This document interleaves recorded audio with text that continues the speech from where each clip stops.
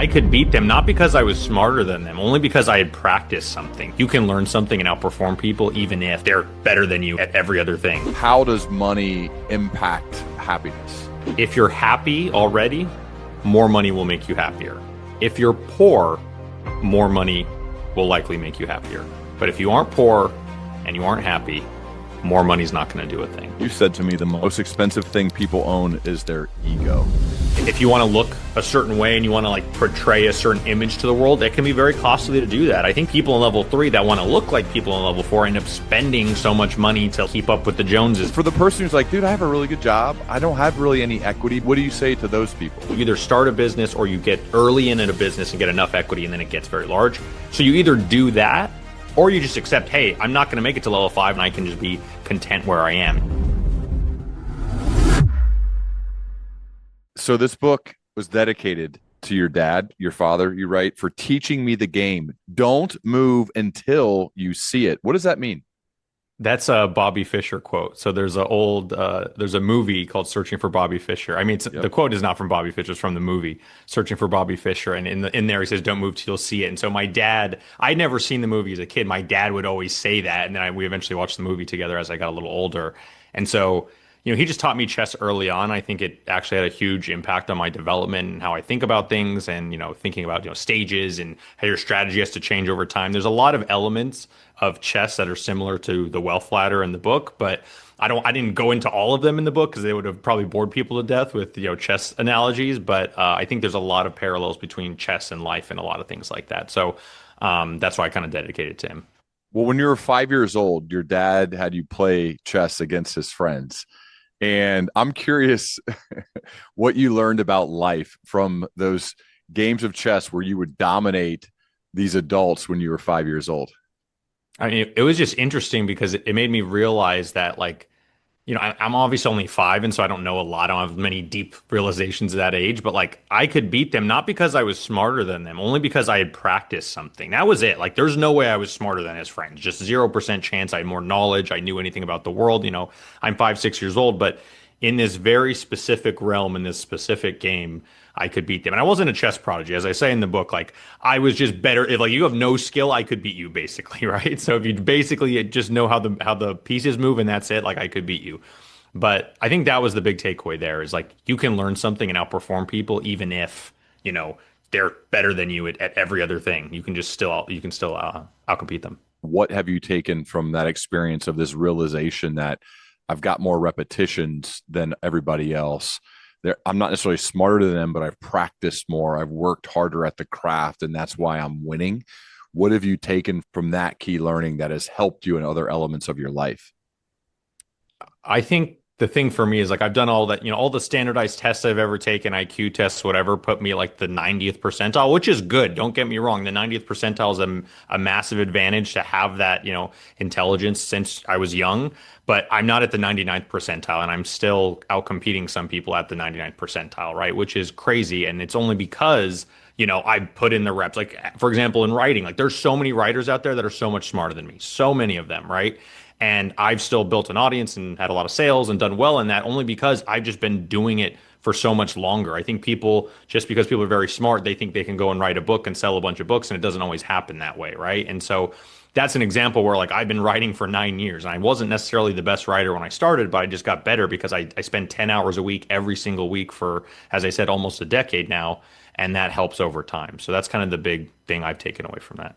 So you have a day job too. You're not just a writer. Writing is something you do in addition to working. And I think, because Nick, I push every leader I work with to write. They don't have to publish. I love it if they do. They don't have to.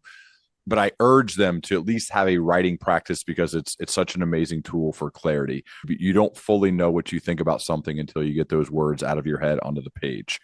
How do you balance out your writing practice, which you've done for a long time, and it's definitely benefited you in big ways? It's created opportunities, book deals, everything, right? It's part of the reason why we're talking, but also with the fact that you have a full-time job. How do you balance those things? So I write basically every weekend. And so historically I usually did it on Sundays. So that was my quote church, so to speak, was writing. And so I, spend the 5-10 hours every single weekend in doing that. And then my job, thankfully, I work market hours, so I'm at an investment management firm, and so we basically work 9 to 5, and so yes, there are nights where you have to work beyond that, but for the most part, it's not a super high stress job. So because of that, there's a lot of balance there and allows me to kind of do the writing and everything else. If I was in a different role, I think it would be tougher, or I would just have to find more time on the weekends and things like that to do it. So. And the writing is actually what earned you the job or helped you earn the job. Yeah, well, not the job necessarily, but they got it. It got me noticed, right? So I came in as a data scientist at Ritholtz Wealth Management, and they only found out about me through my writing, where I'm kind of talking about data, showing charts and all these types of things. And as I showed all that, like they like my writing, and so we kind of talked and stuff, and we realized that there could be a fit. Maybe I could help them on the operations side. And so over time, I came in as a data scientist. I started doing more and more stuff, and now I'm the COO of the firm. So I help with operations and thinking about efficiency and how do we scale our practice and everything, and still provide the best service we can for clients. What does a data scientist do? Depends which there's different types of data scientists. It could be as simple as like a business analyst where you're in Excel and you're just analyzing whatever data you have if you're a manufacturer or you're a wealth management firm, etc.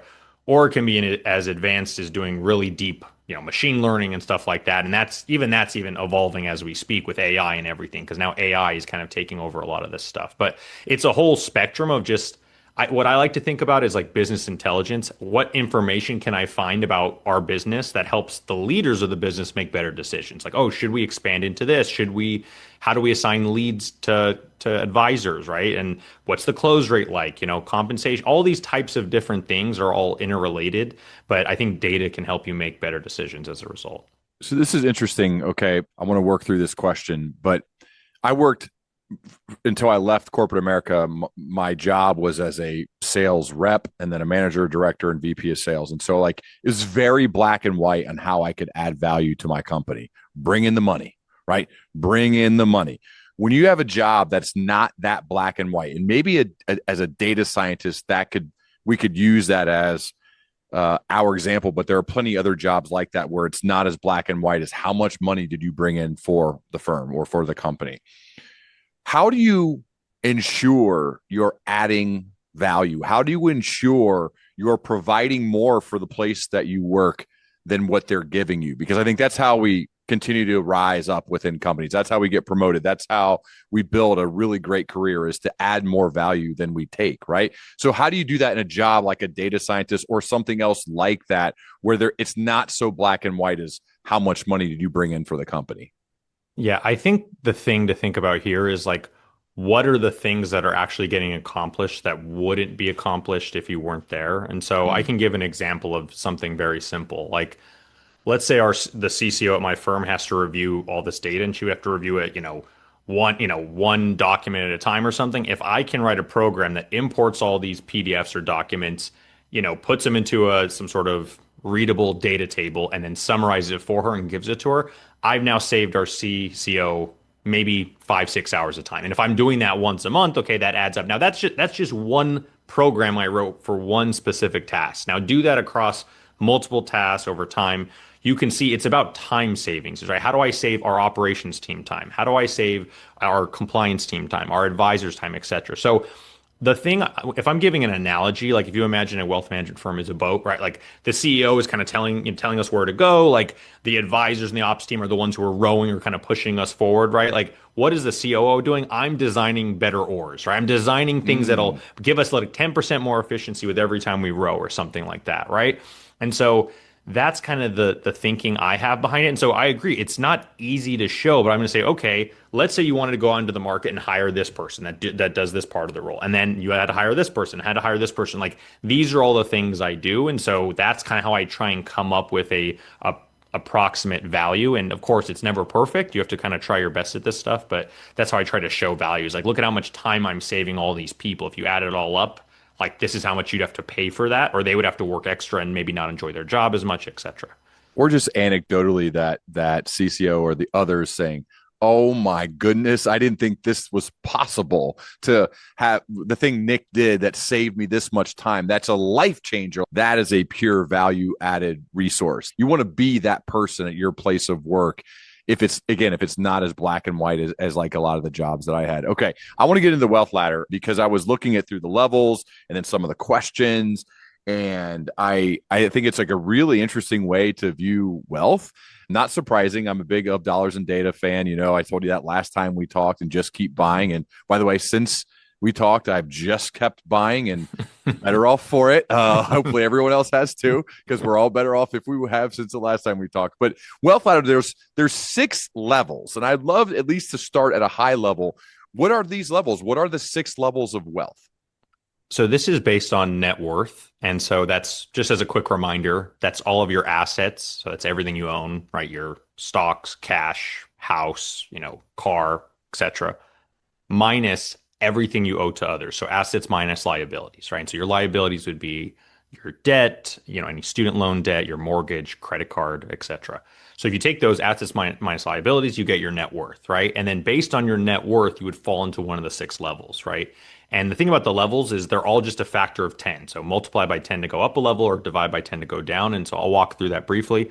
Level 1 is less than $10,000 in net worth. Level 2 is $10,000 to $100,000. Level 3 is $100,000 to $1 million.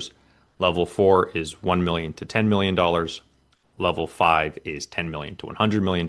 And lastly, level 6 is over $100 million. So if you just memorize one of these levels, like just memorize like level 3 is 100,000 to $1 million, which is your typical US middle class. And I can get into the data on that. If you just memorize that, you can back out the rest from there. But every single level has a different strategy. It's a different way of thinking about your income, spending, investments, etc. And so that's what I kind of walk through in the book. And I think because of these large, 10x changes, there actually are pretty big strategy changes you might need to make if you want to keep leveling up, so to speak. Let's say you're in level 3 Hmm. and you look like you may get to level 4 or 5, right? How does the strategy change? Like, can you just share some examples? Because some people would say, hey, just keep investing, just keep buying, right? Maybe you throw some real estate in there. Like as you make a little bit more money, maybe you can go on better vacations. Hmm. 529s are all good to go for your kids and all that. How do things really change that much as you just progress through the levels? What strategies change? Some specific examples as you grow your wealth. I'm glad you asked this question because you said, oh yeah, level 3, you're going to get to level 4, level 5. I actually think if you're in level 3 and some people in level 3 are on their way to level 4 and it's just going to take time, right? Time is a big factor here. For the record, level 4 is $1 million to $10 million. And the median US household age of all households in level 4, which is 1 to 10 million, is 62 years old. So if you took all the people with $1 to $10 million, put them in a room, and then you took the middle age, that Wow. person is 62 years old. So time is a big factor here, but that's not the only factor, right? So even if you're in level 3, you're saving and investing, okay, yeah, you can go and get to level 4, but once you get to level 4, like that same strategy is very unlikely to get you to level 5. And I talk about this a little bit in level 4, and let me just do some math with you. Let's say you just made it to level 4. You have $1 million in wealth. Let's just assume it's all in a portfolio to make it easy, right? You have $1 million. Let's say you're saving $100,000 a year after tax, which is a decent amount of money. I mean, it's a lot of money actually to save as well. And you're earning 5% a year, right? How long would it take you to get to 10 million? How long would it take you to get to level 5? The answer is 28 years. That's Hmm. after you've already hit this huge milestone. You made it to level 4, and it's still going to take you 28 years. You're like, well, Nick, you know what? I'm going to supercharge my income. I'm going to save $300,000 a year, right? That's a lot of money to save after tax money. Okay, even if you're saving 300K a year, you start with a million, 5% a year, it still takes you 17 years to get to level 5.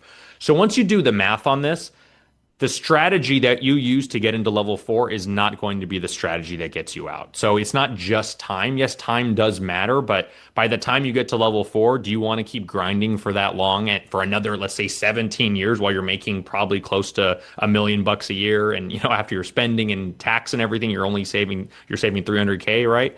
So it's like, do you want to do that for another few decades? Probably not. So the only way to get into level 5 is you have to probably have a different strategy. And we can kind of get what do you mean? What type of strategy? We can definitely get into that.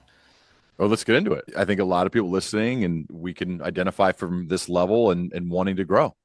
Yeah, so if you're trying to get to level 5, like over besides like athletes or celebrities, entertainers who have very, very high incomes, the vast majority of people in level 5, which is 10 million to 100 million, or level 6, are entrepreneurs. They're business owners. that sold a business or have a business that's worth a lot of money, right? That's, I mean, you're talking, tens of millions of dollars, if not hundreds of millions of dollars, right? And they usually sell that business, and then after they liquidate, they're in level five, right? Or the business is worth enough so that they're in level five. So as you can see, the actions you would take to get to level three and four, save, invest, have a good job, all those types of things are very different than the actions of someone who's typically in level five, which is, oh, I need to start my own business. I need to own the equity and all the income, and then I need to grow it to a point where I'm bringing in so much income or the business is worth so much that I'm technically in level five. So you can see those are very different things, right? You can be, have an amazing 9 to 5 making, very, very decent in the six figures and still just never be able to get out of level four. And this kind of brings up a bigger philosophical point, which is, do you even want to get out of level four? Do you need to? I don't think anyone needs to. I think the rational response for an American household once they get into level four is like, hey, my job isn't really making as much of an impact on my wealth as it used to. So money isn't as, valuable in that sense, right? So because of that, maybe I take my foot off the gas and I just enjoy life more and I don't worry as much about accumulating as much money as I can, right? I mean, if you do the math, if you're saving 100K a year and you have $1 million, you're impacting your wealth by about 10%, right? 100,000 over a million is about 10%, right? By the time you get to $5 million, that's only 2%. So your wealth swing every year from your saving is only going to be 2% when it used to be 10%, right? And so as you get deeper into level four, it makes less and less of an impact, right? And I think a tweet will summarize this pretty well. Like I saw this tweet that was like, if your investment portfolio makes more than your job, is your job a side hustle? Which is kind of a funny joke, but like it's getting at the point, which is like at some point you're like, why am I doing all this for money when I have so much money already that's earning me money that maybe I can do something else or enjoy life more, etc. So I think a lot of people get into level four and they rationally say, hey, you know what? I don't need more money than this. I can chill out a little bit. And I think that's actually the correct approach, but we can debate. The equity element, I've heard somebody say, I'm sure you read this all over, salary is for expenses, equity is for wealth. I think when you say that, that may turn people off because they're like, dude, I'm not starting a business. I don't really, I mean, maybe I have some RSUs or I get some options if I'm depending on where I'm going. That's the maximum of ownership or equity that people are getting. And so some would say that doesn't make me feel good. I mean, maybe it's not supposed to make you feel good, but like they may not relate to that part of it because they're just not going to. I've started my own business and I've certainly learned all of the benefits, I guess, of doing so from doing this years ago. And it's awesome. Now, super hard at the beginning, no guarantees, a lot of risk and downside and things that could have went bad. It's still good. But for the person who's like, dude, I have a really good job. I don't have really any equity. Maybe they get some of those like ghost stock or whatever they call it at companies. And in addition to the more startup-y options type things, what do you say to those people? I'm saying you have two options. You either start your own business or you can also join a startup early and get equity. And then if it Right. grows, like there's a lot of people that were, at Nvidia early enough or even very recently. And well, Nvidia is a kind of an exception because it got super, super big. But you get my point. You either start a business or you get early in a business and get enough equity and then it gets very large. So you either do that or you just accept, hey, I'm not going to make it to level five, and there's nothing wrong with that. And I can just be content where I am. It's kind of the Jack Bogle, enough, right? Do you have enough yet, basically? And so I think those are your options. You either accept you're going to be stuck in level four forever, which is not a bad thing. I'm just saying it's a reality. Just accept it and move on, or you make a big change like that. That's what a lot of these things are. On every level, like you have to make some decisions. Like, do I want to stay here, or do I need to make a significant change in my strategy to move myself into a different, level? Yeah. What about you? Like, how do you view it? How are you approaching this? I'd love to, if you shared the level you're currently at and where you're striving for, I think that would be awesome. Yeah, so I do talk about it in the book, right? So I'm in level four. Just very recently, I got into level four, and so my goal is to keep working, keep doing my thing. I have no goal to get into level five. I have no interest in starting a business, but I think at some point, however many years from now, I don't know how many years, right? My goal would probably be to kind of slow things down a little bit and do more of the coast fire thing, where maybe at my firm I take a step back and say, hey, I can still do these roles, but I need someone else to kind of take this more high stress role and kind of take this over for me. And I take more of a research role or a content role. I have no idea. And this is not something I'm thinking about right now, but it's just something like 5, 10 years down the line, probably closer to 10 years if I'm being honest, where I'm like, hey, I've done this. I got kids, younger kids. Maybe I can start doing all that. Because, I just got married. We'll probably start having kids in the next few years, God willing, and we go from there basically. So So you don't have giant ambitions to make $100 million or to be worth $100 million. That's you and your new wife. You're not. That's not like important to you guys. no, not at all. I actually think my life would actually possibly get worse if I went down that route because I would have Why to is do a that? lot. I would have to do so much. I have to be like, I work at this great firm. I love working with them. We're like a content family, do so much together. I'd be like, hey guys, sorry, screw you guys. I'm doing my own thing. So I got to do that first, which I don't want to do.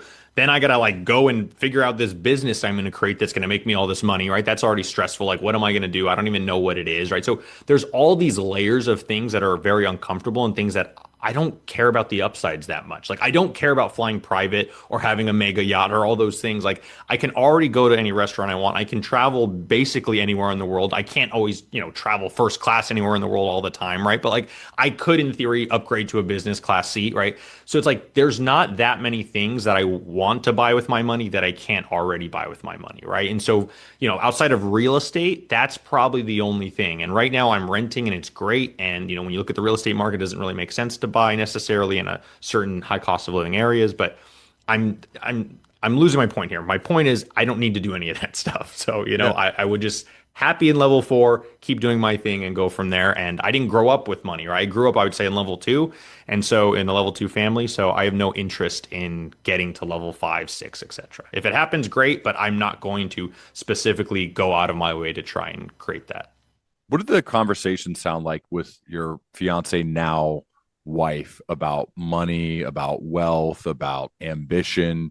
These are important things to talk about. I'm just curious to go inside what those conversations sounded like. I think early on, well, first off, she didn't know before we were married. She didn't really know how much wealth I had or anything. I didn't know how much she had, and so we kind of eventually had this conversation before, obviously before we got married, and we kind of looked through everything, and we're like, yeah, we're doing fine. Like we're very young.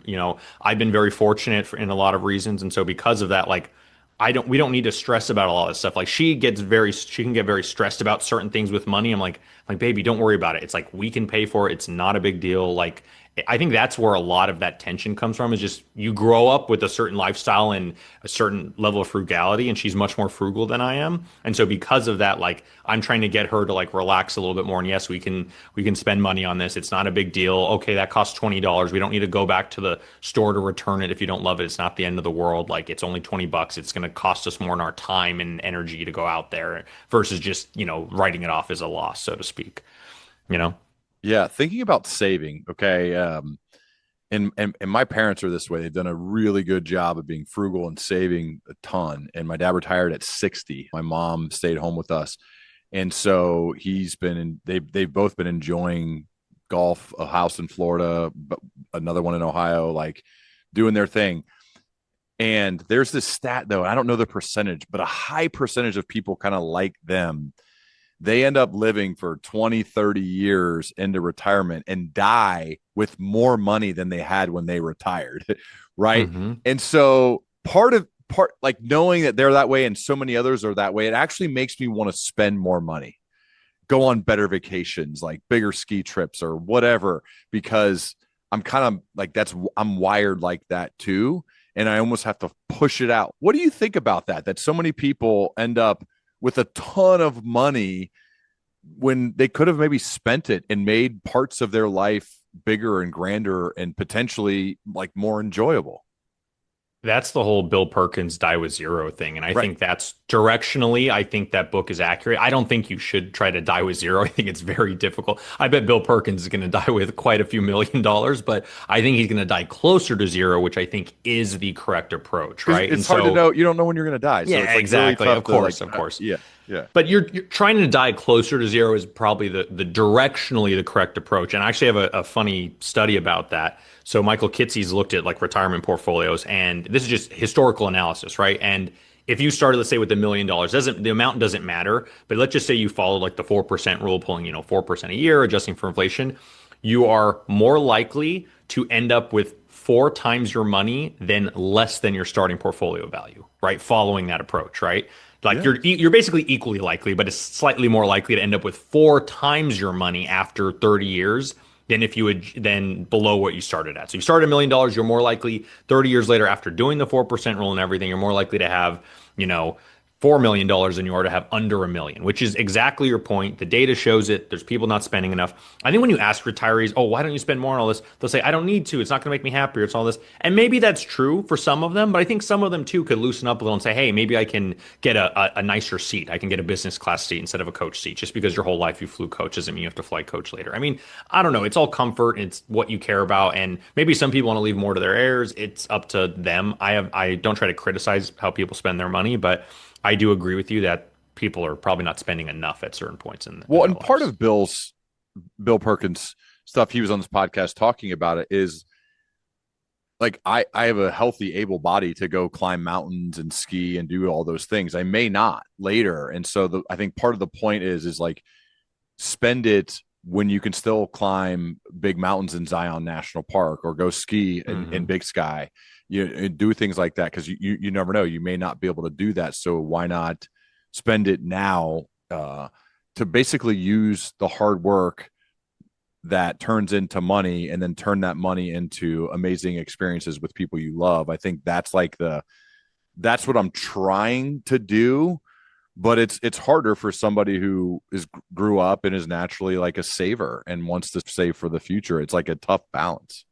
Yeah, I think that's also the thing that, my wife and I talk about. I'm like, hey, like we're only going to be able to do these things once. She was like worried about, oh, this expense of the wedding or that, or this dress too much. I'm like, hey, we just get it. We're only doing this once. We're not doing a full wedding. Like if we did a full on wedding and everything. We had a much smaller wedding. If we did a full on wedding, it would cost like $100,000, right? So we're like, we're not doing any of that. We're doing a much smaller kind of boutique wedding. So like we can kind of go above and beyond for things because it's still not going to cost anywhere near what a much larger wedding would cost.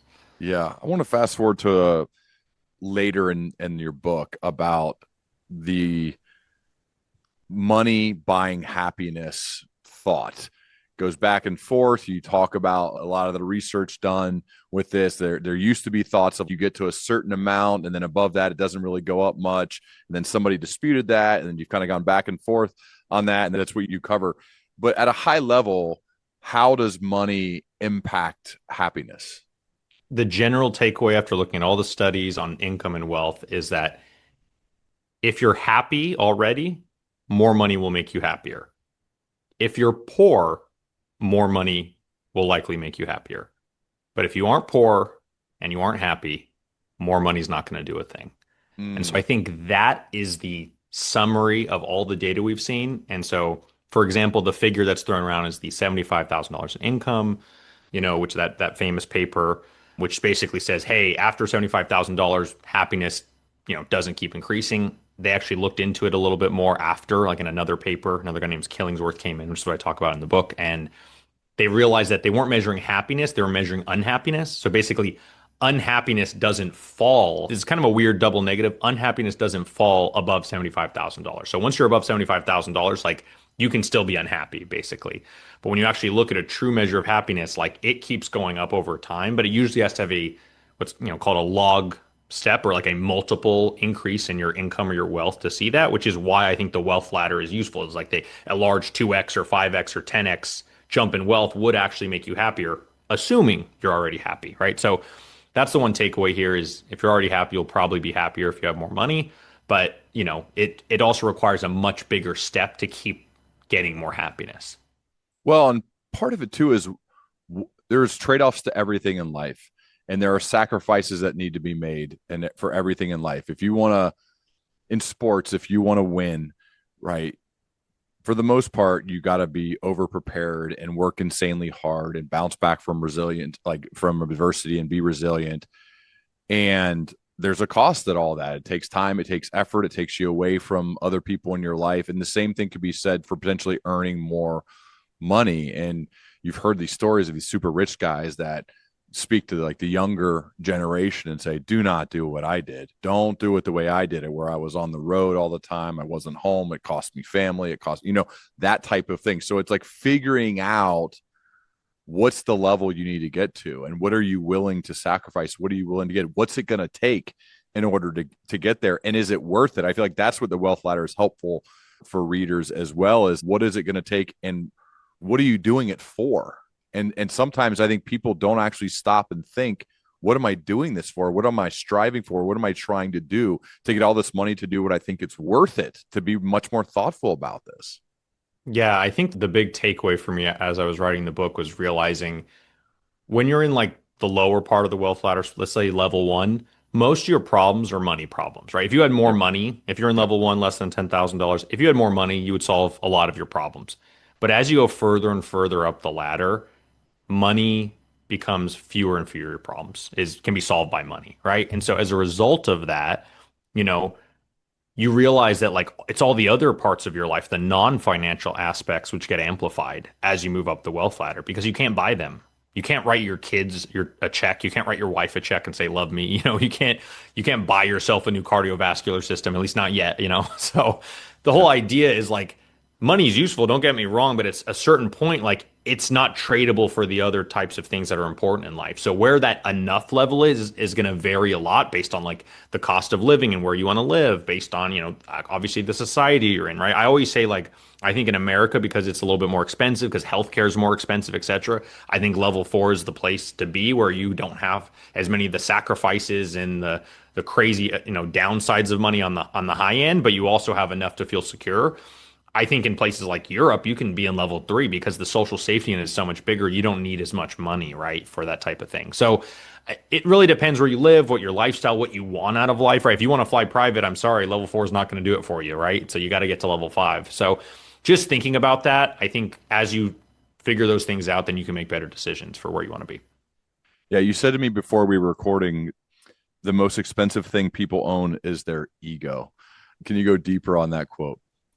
Yeah, I think it really, I mean, it applies to so many different aspects of life, but certain people, if you want to look a certain way and you want to like portray a certain image to the world, it can be very costly to do that. I think the biggest difference between people in level three, which is, 100,000 to $1 million in wealth, and people in level four, which is 1 million to $10 million in wealth, isn't actually that large. There's not that many big differences. Like, yes, people in level four probably live in a nicer neighborhood. They probably sit in a better seat on the airplane, right? They maybe eat slightly nicer food from the grocery store, if that. But like, for the most part, their lifestyles are very much the same, right? And, they might have a slightly nicer job, but people in level three that want to look like people in level four end up spending so much money to like keep up with the Joneses type thing. And that's why I say that's your ego. That's just your ego coming in there, right? And if you didn't spend like that, it might be a little bit easier to acquire the wealth to actually get into level four, which is the irony here. And there's some data to show that, which I discuss in the book. But that's the thing I think about when I'm trying to figure out like, how does ego matter and how does it impact, what decisions you make. Once you're in level five and six, I think ego shows up by you staying over concentrated in your business. And so if something were to happen to your business, you could lose all your wealth. We've seen this happen so many times where people go from billionaires to bankrupt overnight, and so it's one of those things where like, why didn't they diversify? Why didn't they do all these things that they could have done to protect some of their wealth? They didn't do it because ego, I think, is at the end of the day rules a lot of us, unfortunately. I've seen these stories as I've progressed in my career and the business of people who do really well and then maybe they sell and they have a big exit and then they get depressed. They don't have a mission anymore. They have tons of money, but it literally doesn't matter because they don't feel like their purpose may be gone and they struggle and they try to start something new maybe and it doesn't really work and like, oh my God, and it goes really really bad. And I'm just curious, from all your study of money and wealth and different levels, if somebody came to you privately like, Nick, dude, I thought I would be so pumped, I got acquired and now I'm completely free, I can do literally whatever I want, never have to make another dollar, and they're depressed beyond belief, how would you help someone like that? I would probably think about framing it in terms of a game. Like they came up with a game for themselves to play, and that game was building their business. They did the game very well. Like maybe early on, I'm guessing it wasn't easy. It was a very difficult game. They mastered it. They got better. They basically kind of won the game.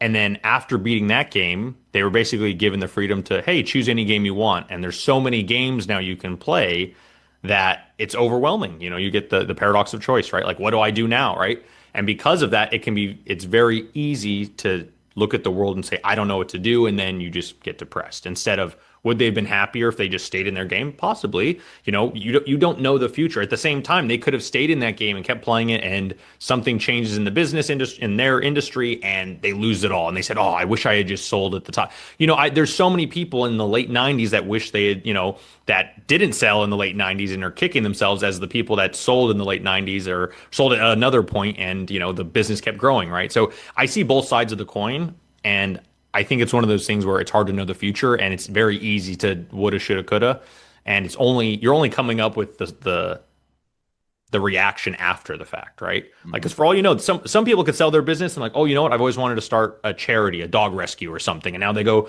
open a dog rescue and they're happier than ever, right? And they have the resources to do that, right? That's an example where someone can use their money to do something else and they'd be very satisfied, but not everyone's going to have that other thing that they come across. Yeah, I just think it's so much of it is purpose. What is your purpose? What is the reason that you're creating for yourself to get up and get after it each day? If you're the type of person that could build a business like that and do something that grand, employ people, have a big exit, I just think that it's very, very hard for them to just chill out on the beach. They could do that for a few days and they're like, wait a second. And you see it a lot. And I think that's something for all of us to think about. There's another part towards the end called the great enhancer that you write about. And I love the analogy of the fact that salt being added, if you're like cooking, it's not a spice, it's a mineral. It actually works as an enhancer of the existing flavors. And like salt can do that to our food, and money can do that to our lives. How can money work as the great enhancer, much like salt does for our food? Yeah, so you explained it great. Like the idea is, you could have this amazing, dish, but if you didn't salt it at all, like it may not taste as amazing, right? You could have done everything right, but that little bit of salt there really makes the difference, right? You've Yeah. tasted, right? You had something like, oh, can I just add some? Oh, wow, that tastes so much better. Even though literally the same dish, all I did was add salt. If you eat salt by itself, it's not really that appetizing. You're not gonna be like, oh my God, this is incredible. No, you would never say that. It just enhances all the other flavors. I think the same thing is true with money, right? Like money by itself is useless, right? Without friends, family, without your health, without all these other things, it doesn't add much, right? It's like having a plate of salt and no food to eat it with, right? So it's a great enhancer because I think it's the thing that can amplify all the other parts of your life, right? Like, oh, I like hanging with my friends. Wouldn't it be cool to hang with my friends at a concert, or we could rent a private venue and have a nice dinner? Like the more money you have, the more you can kind of do these types of things that you couldn't have done if you didn't have money, right? And so I think it enhances all the other parts of life, but by itself, it's not really that useful, right? Besides just pure survival, obviously. So just something to think about. And I think it was what I realized as I'm kind of looking through the ladder and kind of walking up the steps and writing about each level. I'm like, you know what? This thing is kind of like salt in that way. And I know it's a weird analogy, but I think it actually fits here. One of the blog posts you had of Dollars and Data recently talked about this is a little bit separate from the book, but I think it still could be helpful. Talked about how you and your wife manage your money. And you talk about these different styles, the separate plus joint method. Can you walk through the different styles of how married people could manage their money together, separately, separate and together? I thought that was Mhm. really interesting piece and could help a lot of people. Yeah, so I know couples that do everything separately. They have their own accounts. They never have had a joint account, and they say, okay, you pay for this, I pay for that, or let's pay for it together, or vice versa. I know people that kind of keep those things separate. I know people that have everything in a joint account. They put all of their money in there, all their credit cards are in there, all their money sitting in there. God forbid they ever get divorced. It's a huge mess dividing the assets. It's such a problem. And so I was like, is there a better way for this, right? Obviously, you want some sort of joint thing that's like a shared expenses, right? And so you want us to, in theory, share those. And then you also want each individual to kind of have some of their own money for whatever reason. I think this is especially important for women, where historically women didn't even have the ability to have a bank account or have property or anything. And I think that could have kept them in relationships that were maybe abusive, or where they didn't feel like they had their own power, independence to kind of go and leave, right? They would like, I don't have any money. What am I supposed to do? I can't leave, right? So I think especially in today's day and age, like everyone needs to have their own accounts. They need to have their own money. So my thinking behind it is like you pull all your resources into your joint account, like your income, your future income, right? Everything before the marriage in theory is split separately in your separate accounts, etc. But once you're married, all that income goes into the same account. Any credit cards or payments come out of that account. let's ideally hope you have a positive surplus over time. So you're saving money, right? If not, that's a different debacle. But let's just assume you're saving money. And then periodically, every few months, once a year, whatever you and your spouse decide, you take the excess over some amount. Let's say you keep $10,000 in there as like working capital for credit cards and other expenses. Anything above that, you say, hey, we're going to split it. So let's say you start the year, there's $10,000 in your account. By the end of the year, let's say there's 30,000 in the account. You say, okay, we're going to take the 20, split it. I take 10, my spouse takes 10. There you go. And then the next year you do that again. And right. And so then that money is kind of always being, quote, split over time. And that makes it really easy for like division of property. That's not a mess at the end. And of course, I'm not saying that, this is not a legal advice. Obviously, a lawyer might not agree with all this, but I think it's very fair. And you can track everything and look, all the money came in, we paid for everything equally. And at the very end, it's almost kind of like you're always splitting your assets. So you don't have to worry as much about that. Now, of course, what about shared assets? If you go and want to buy a property, well, then both you and your spouse have to contribute money into the joint account to then pay for a down payment, closing costs, etc. And then, yes, you can't split that house in the same way like you would any other asset, but it's just a way of kind of over time always being fair and equitable to both you and your spouse, and also allowing kind of some financial independence. So if my wife's like, you know what, I want this $5,000 handbag, I'm like, okay, go use your separate money. Like if I don't want to pay for the handbag and I don't think it's something that we're paying as a joint thing, like you can use your separate money on whatever you want, just like I have the freedom to do that too. But if you're using the joint money, we have to kind of agree on certain things. And we have an amount. The amount doesn't really matter, but let's say it was $1,000. Like anything below $1,000 you want to buy it, go ahead, no questions asked. Above 1,000, you want to use joint money, we have to talk about it. So there's just different methods and ways I've put out there. And so, yeah, obviously I'm newly married. We've only been, we were technically, we're doing this before we were married. We had a joint account and everything, but the whole point is we've been trying it. It works. I've gotten a lot of feedback on this. I've talked to a lot of different couples about this, and they've generally been positive of it because it allows the independence while also giving some sort of collaboration there as well. Yeah, super useful. How about how you save slash invest? Has anything changed since Just Keep Buying? I'm sure you're continuing to buy, but what is your strategy overall personally for saving slash investing? Yeah, so the mantra in Just Keep Buying was the continual purchase of a diverse set of income producing assets. And I'll say that one more time, the continual purchase of a diverse set of income producing assets. That has not changed at all. 95% of my net worth is in income producing assets. Only 5% is not in non-income producing assets. I'm still renting, as I said. I don't own a home. Everything's in financial securities of one sort or another, or some sort of cash. But yeah, no, nothing's changed. I mean, if anything, I probably sold out of some like illiquid, less like non-income producing assets. I had some art. I still own some art, but I had some other art that I sold. And so I've kind of just put that all into income producing assets, just something with more liquidity that's also income producing. So that's probably the only real change, but that's very minor. In the grand scheme of things, it's like a few percentage points of my net worth. So I haven't changed anything. I don't sell. I don't sell assets. I literally just keep buying them. I know I'm not just trying to, push my book, but It's a that's great it. Outside title, of dude. outside of rebalancing, which I sometimes have to sell something, most of the time I'm just taking my new money and just putting it into the underweight asset. So I never even have to sell things when I rebalance. I'm just buying the underweight thing to kind of bring everything back into line, right? Rebalance through, I call it an accumulation rebalance. But yeah, that's the idea is I keep doing that. I have no changes to that. And don't get one day, I'm telling you, the US stocks are not going to do well over some decade in the future. And I'm like, oh, Nick was wrong. I told you. It's like, dude, this is history. I know it's going to happen. I'm telling you it's going to happen. It's happened before. It's happened, in the 30s, the 70s, in the 2000s. It's going to happen again. Don't say I'm an idiot when it happens. I've been saying you should follow history, and it's worked since I first talked about it in 2017. There will be periods where it will not, quote, work, but it will eventually come back. So that's what the history shows, and I believe in that. And yeah, I'm going to follow that going. How automated is that process for you? 401k is all automated, so that stuff's going in. And then I'm doing everything kind of quarterly because I have a business with the books and everything. So that kind of, those big distributions happen quarterly. And now with obviously my spouse and the joint money, we put everything in, and then quarterly we send each other, we basically take the joint and split out that distribution. We then invest it as we see fit. And usually we always, of Really? course, So talk you do about our allocation. separate Yeah, yeah. investments? Interesting. All of our money, we don't have a joint investment account. Everything's separate. Really? Do you think Yeah, you right now, will? no, probably never. I don't think why we would. Because Huh. once again, this is once we do the distribution, like that money is ours. It's separate assets. And if we need to buy a house, I mean, we would just sell our separate assets and put it back into the joint account. So there's no reason I would see for us to ever have a joint investment outside of our primary residence, right? Like, and I don't even consider that an investment in the traditional sense, right? It's a more of a consumption good. You wouldn't say like, "Hey, I'm saving slash investing for our future. What's up?" Like you're buying $5,000 handbags. Like, wouldn't that cause some issues?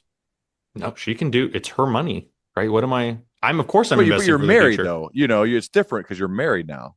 Yeah, but it's her assets. If she wants to blow through all of her assets, that's fine. But then she's like, "Oh, I want us to buy a house." I'm like, "Do you have? You just blew through all your assets. Like, how are we going to buy a house when you're doing that?" Like, Right, I'm exactly. just saying That's what I'm saying. she wouldn't do that. Like, I wouldn't pick a wife that does that. But I'm just in hypothetical. I'm like, okay, if you want to do that, you can. But then like, oh, you also want a house. Why did you buy all these handbags? You know what I'm saying? Like, I'm happy to like have these hypotheticals with you, but I'm just like, okay, like.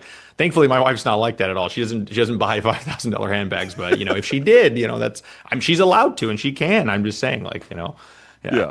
No, no, it's good. That's why I like this your style of writing. Your books now, as well as of Dollars and Data. I highly recommend people go there. Nick, I've asked you this before, but I'm things change, and you're a little bit older and have more years to work and to writing, and now marriage, so a big life event. If you're meeting like with people who are earlier in their career, like they're getting started, maybe early 20s, mid 20s, what type of life slash career advice do you give to those types who want to leave, do what you're doing? They want to leave a positive dent in the world, create a legacy. What do you say to them? You have to really follow your interest. And I think because when you follow your interest, you're more likely to keep going when you face obstacles, right? And I think Mm, simply like I started writing. I remember I said I've been writing for it'll be 9 years at the end of this year. So at the end of 2025, I started writing in 2017 and I didn't make money for 3 years. I didn't make a single dollar just putting out there, putting out content just for the heck of it. And I wasn't trying to do it as a money making thing. I just wanted to like, hey, write cool stuff and like see if people would like it, etc. And I was like, oh, they liked it. Okay, keep doing it. Eventually, I started doing ad partnerships and things like that. And so I started earning money on it. But for 3 years, I just did it. And that first year especially was really tough because you're putting stuff out into the world and no one's reading it, no one's responding to it. Like it's getting crickets. And people think that, as a content creator, they think like, oh, if your stuff's not good, you get like rejected. Everyone's like, oh, this sucked, this piece. No, no one says that. No one talks about it. It's crickets. That's what the sound of rejection is. It is nothing. The sound is silence, right? Once you realize that, then it's like it's much harder than like I wish there was like 20 people out there saying this blog post sucks. I'm like, oh, at least they read it, right? But no one's even reading the blog post, right? So it just took a while. I mean, of course, I had a couple lucky breaks early where like some people like would retweet my stuff or something, but like still every week it was a challenge. I still had to go out there and try and get attention again by putting out, the best thing I could. And so the hard thing is like follow your interest because if you're really interested in it, you'll do it regardless of money, outcome, whatever. And just like I like finance, I'm going to keep writing about it because I just enjoy it. And I'm not doing it just to make the money. Of course, the money's nice and all, but I'm trying to help people as much as I can, coming up with new frameworks and new ways of looking at a very difficult and complex problem. And for me, it's not as difficult and complex because I love it and I've been thinking about it for so long and spending so much time on it. And so trying to distill all that as best I can into different frameworks to help people. love it, man. Well, Nick, I appreciate it. The book is called The Wealth Ladder: Proven Strategies for Every Step of Your Financial Life. Again, just like of Dollars and Data, just keep buying. It's really, really well written. It's entertaining and also really useful. So I appreciate you writing it and sending me an early copy, man. It's been really good to catch up with you as well. Thanks so much, man. Yeah. Thanks again for having me on, Ryan. Appreciate it.